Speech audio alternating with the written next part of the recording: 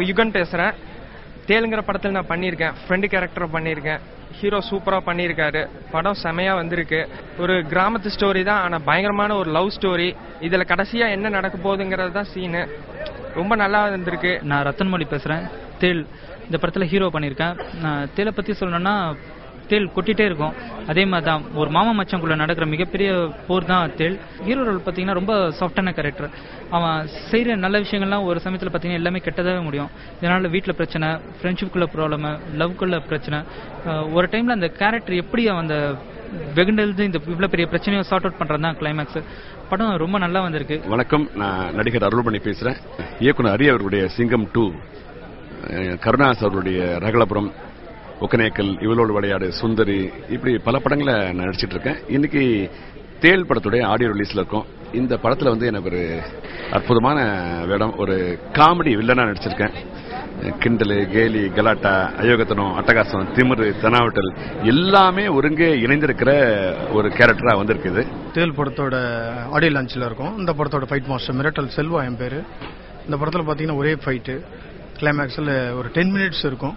இந்த படத்தில் பார்த்தீங்கன்னா ஹீரோ மௌலி சார், வில்லனா பண்ணிக்கிறது நம்ம அருள்மணி சார் மிக பிரம்மாண்டமாக பண்ணியிருக்காரு. அவர் ஃபைட்டு பார்த்தீங்கன்னா அவருக்கு ட்ரைனிங்கே கொடுக்கல, மௌலி சாருக்கு, ஹீரோக்கும் சரி வில்லன் சாருக்கும் சரி. என்னுடைய பேர் ஆனந்த். நான் ஏற்கனவே ஒரு முறை 4 சார்னு ஒரு படம் பண்ணியிருக்கேன். என்னுடைய 2வது படம் தேல். இந்த படத்துடைய ஆடியோ ஃபங்க்ஷனில் தான் நீங்கள் இருக்கீங்க. இது மியூசிக் ஆதிஷ் பண்ணியிருக்காரு. பாடல்கள் VM ஆறுமுகம், நடனம் ரமேஷ் ரெட்டி, ஃபைட் மாஸ்டர் மிரட்டல் செல்வா, இந்த படத்துடைய தயாரிப்பாளர் சுரேந்திர பாபு. ஸோ எங்க டீம் ரொம்ப அருமையா நாங்கள் ஒர்க் பண்ணி ஒரு நல்ல ஒரு படத்தை, குடும்ப உறவுகளை பின்னணி கொண்ட ஒரு படத்தை நாங்கள் எடுத்திருக்கோம். என் பேர் வைஷாலி. இந்த படத்துல நான் ஹீரோயினா நடிச்சிருக்கேன். இது ஃபுல் அண்ட் ஃபுல் ஒரு வில்லேஜ் சப்ஜெக்ட் அண்ட் இது ஒரு கியூட் லவ் ஸ்டோரி. இந்த ஹீரோ கூட நடிக்கிறதுக்கு எனக்கு ரொம்ப ஹாப்பியா இருக்கு. டைரக்டர் எல்லாம் நல்லா சொல்லி கொடுத்தாங்க. ஷூட்டிங் ஸ்பாட்ல எந்த ஒரு ப்ராப்ளம் இல்லாம ஒரு ஃப்ரெண்ட்லியா ஒரு குரூப்பா மூவ் பண்ணாங்க. நான் மியூசிக் டைரக்டர் ஆதிஷ் பேசுறேன். ஆனந்த் சார் கிட்ட பிடிச்சது ஒரே ஒரு விஷயம் என்னன்னா, அவர் கொண்டு போயிடுவார். எப்படி கொண்டு போயிடுவார்னா, இந்த படத்தை காட்டுவார். அப்பா அந்த காலத்துல ராஜ்கிரண் எப்படி கொண்டு போயிட்டு இளையராஜா சார் எப்படி சொன்னாரோ அந்த மாதிரி என்கிட்ட கேட்டார். நான் இளையராஜா கிடையாது சார், நான் ஏதோ சின்ன ஆள் என்ன இல்ல, இது சிச்சுவேஷன் இப்படிதான் வேணும்னு சொன்னாரு. சோ அது மாதிரி நல்லா வந்துச்சு. ஆண்டவன் தான் நம்மளுக்கு வழிகாட்டுறது ஆண்டவன். ஒவ்வொரு பங்கன்லையும் வர்றவங்களுக்கு சொல்ற ஒரு வேண்டுகோள் என்னன்னா, எந்த காரணத்தை கொண்டு திருட்டு வீசில படத்தை பார்க்காதீங்க. ஒவ்வொரு படத்திலையும் கிட்டத்தட்ட ஒரு 100 குடும்பம் வேலை செய்யுது, இரவும் பகலுமா. சினிமாக்கார மலையிலையும் மண்ணிலையும் தண்ணியிலையும் வெயிலையும் வேலை செஞ்சாதான் நீங்க ஏசியில உட்காந்து படம் பார்க்க முடியும். ஏன்னா அந்த அளவுக்கு டெக்னீஷியன்ஸ் வேலை செஞ்சுட்டு இருக்கிறாங்க. நீங்க சந்தோஷமா இருக்கணுங்கிறதுக்கான தான் அவங்க படம் எடுத்துட்டு இருக்காங்க. திரைப்படம் உருவாவதற்கும் அது நல்ல விதமா முடிவதற்கு இன்றைக்கு முக்கியமாக நட்பு ரீதியாக எல்லாருடைய ஒத்துழைப்பு தான் இன்றைக்கு திரைப்படங்களுடைய வளர்ச்சி எண்ணிக்கை அதிகமா கொண்டிருக்கிறது.